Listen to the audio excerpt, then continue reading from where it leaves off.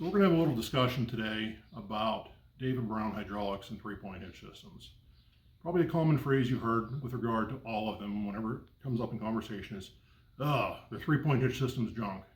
Oh, their hydraulics are no good. Oh, this, oh, that. It pretty much boils down to user error and neglect. Their hydraulic system works exceptionally well as long as the oil is kept clean. I can't remember the last time I had to work on one that had a legitimate problem that couldn't be traced back to water in the oil or sitting for a long time. Those are the two common things. If they sit for years and years and years, you can't expect them to not have something stick. The Selectamatic valve is essentially a hydraulic computer. It is so far ahead of its time. There are a ton of little bits and pieces inside it that can stick. And when you have water in your oil or your hydraulic filter comes apart because nobody even knows they have a hydraulic filter, there'll be problems. Right there's the oil that drains out of this one. If your oil looks like a milkshake or a glass marble with swirls in it, you have water in your oil. Again, there's two ways water gets in your oil. The most common one is water running down your gear sticks. If your gear stick boots look kind of like this and they're like genuinely in the right zip code of where they should be, you know, it's not ideal. They need to be clamped on. When I put them on, I put on a little bead of silicone around the top, put a zip tie on to hold the top nice and tight. But it doesn't matter, they're only good for a few years. If you're leaving it out in the weather, you're gonna get water in your oil and cause problems. There's a hydraulic filter underneath the belly of the tractor. You wanna crawl down in there and show the hydraulic filter. There's a paper element filter in there, and I pretty much guarantee if you get water in your oil, it's gonna cause that filter to come apart, and all the paper and garbage that's inside that filter is going to contaminate the hydraulic valve and cause greasing. This is what your hydraulic filter looks like. It's underneath the tractor in a vast majority of these David Browns, and for that matter, the Case 90 and 94 series as well. There's a little relief valve which snaps into the bottom of this. It has a strainer filter on it, and when there's too much vacuum applied because it can't get oil through the filter, that valve will pop open and let semi-contaminated oil flow through your hydraulic system. If the water that's in your filter happens to freeze, which that's kind of what water does when it gets cold, if you're in a warm climate, you can disregard this. The water will expand, cause this filter to just fall apart. It'll bulge the housing on the bottom of the tractor. It'll bend the pickup tube, which goes from the filter to the pump. And if you watch a video we're going to put out later, I'll show you every single part of the hydraulic system. And it's mayhem. So the part number for this filter is a K920522. They're made by a ton of companies. This is an aftermarket one. I've bought real case ones and they look basically like they're made in the same Chinese or Indian factory, which has not the best tolerances. But so I tend to find one that I like the design of. I'll order one off Amazon, eBay, or any of the aftermarket tractor parts companies. And when I get one that I like the design of, I buy a dozen of them, so I have them. I tend to avoid the ones which have the spout spot welded on the top because I've had more trouble with that style than the ones that they're a solid piece on top. Good.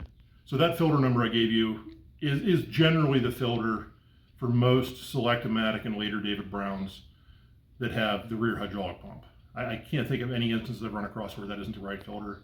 Now when you get to the tractors that have the tandem pump in the nose or the single pump in the nose, there tends to be other filters and they're going to cost you real money. These are cheap. So if you're changing the oil, change the filter. It's going to save you headaches down the road. And inspect your check valve bypass system to make sure it's not falling apart, because I almost guarantee if you had water in your system and it froze, it's falling apart. I believe they're available again from Case for not stupid money. For a while they were really stupid money to buy a new one. All right, so many times people will tell you, oh, you got to clean the valves inside your hydraulic valve, your Selectamatic valve, and you don't know where to turn. Well, this is how you get to it. Take these two Phillips head screws out, they're number 3 Phillips. What you may have to do is put your screwdriver down in the screws, hit your screwdriver a few times with a hammer to jar the screws free, because they will be very tight. And then you can pop this little kidney-shaped cover off, and that exposes your hold and bypass valve. Those are the two that get stuck the most often and will cause you grief with your hydraulic system. There's lots more valves in there, but just those are two of the three that you can get to without completely disassembling the tractor. Okay.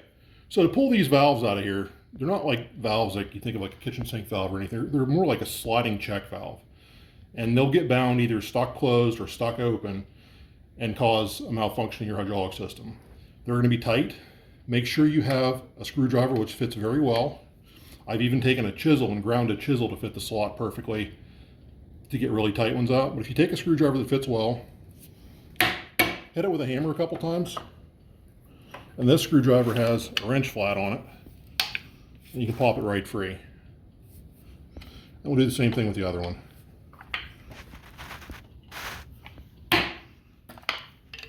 Now striking it jars that free, or maybe not jars it free, but puts a little shock into it, kind of like using an impact wrench to take something apart. All right, so we got that stuck nice to the screwdriver and came out. They won't always stick like that. If they do, it's a bonus. You can also take a set of forceps if you need to, or needle nose pliers. I've got great big sausage fingers, and big sausage fingers don't work really good for getting down in there. Now we can see the spring that's on the back of that valve. And I'm going to grab a pair of forceps, needle nose, pull that spring out, because my sausage fingers aren't real happy with that. Put that over there with my cap. There's some milkshake stuff. And you can still see the milkshake down in there.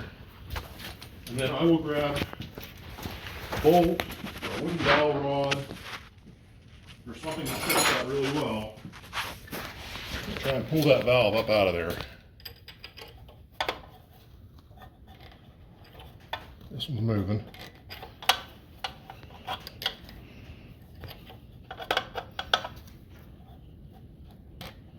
Sometimes they'll be stuck so bad that you have to drive them out the bottom.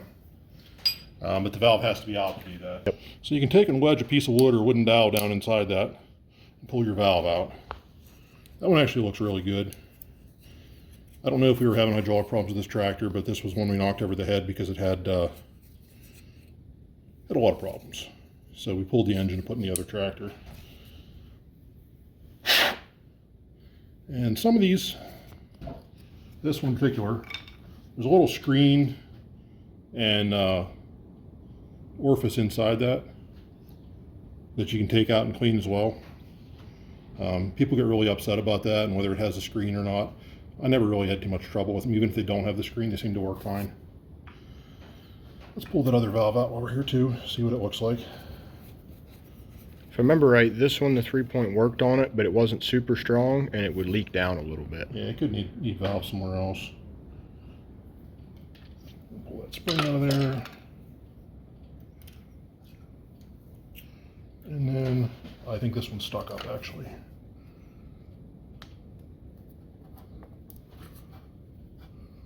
This one feels a little sticky. Yeah, this one had a little bit of dirt on it. Not in the best of shape. All right, there's one more valve you can actually service while, that's not ideal. So there's one more valve that you can kind of service with the valve still in the tractor, and that's the spool valve. It's this little fella right here. It has the nuts on top of it. Oh, you can see that, there we go. Do not try and put wrenches on that because you do not want to adjust that. You just want to break it free. Now in raise, that valve goes down, and in lower, that valve goes up, or when it quits calling for hydraulic fluid. And that valve is spring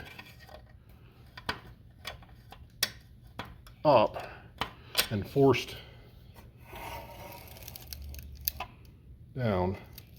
If that's ever stuck, you can put a punch on top of it and give it a couple little taps, and you might be able to break that free if that one's stuck. If you're really at the last resort, if you really don't want to pull the hydraulic valve out. So beyond those three valves, the only other thing you can really check is the mechanical parts of the 3-point hitch system, which are all hiding behind this cover right here. If your lever moves the spool valve, you know your mechanical parts are all good. For all these tests, you want your Selectamatic switch to be in the center position, which is your height position. And that's about what you got to it. It really comes down to getting clean oil back in the tractor and getting everything freed up. And once you get clean oil in it, and a filter back in it, and you can keep the water out of them, they're really trouble-free. But it may take you some hair pulling and a bunch of oil changes. And a bunch of oil changes to get the oil cleaned back up again, because there's a lot of separate little nooks and crannies inside this transmission housing that will hold the milky oil, and you'll think you got the oil change, and then like the next time you run it, you have milky oil again, because there's nooks and crannies in the rear axle housing, there's nooks and crannies inside the transmission itself, which will hold oil, and then your clean oil that you put in flushes out the milky oil and makes all the oil milky again. So could take 2 or 3 flushes. Cheap hydraulic oil is your best bet. People use diesel fuel and stuff, but like that thins it down, and diesel really isn't that much cheaper now than the cheap yellow bucket hydraulic oil. The cheap yellow bucket hydraulic oil is generally crap, but it is fine for flushing. Like I have not had trouble with it just using it as a flushing oil. But that's the quick and dirty things to look for in your hydraulic system. The next video is going to be a lot more in depth, and we'll follow the flow of the oil the entire way through the hydraulic system and show you how to pull the Selectamatic valve out of the tractor. But that's what we have for now, and we'll catch you in the next more in depth one if this interests you.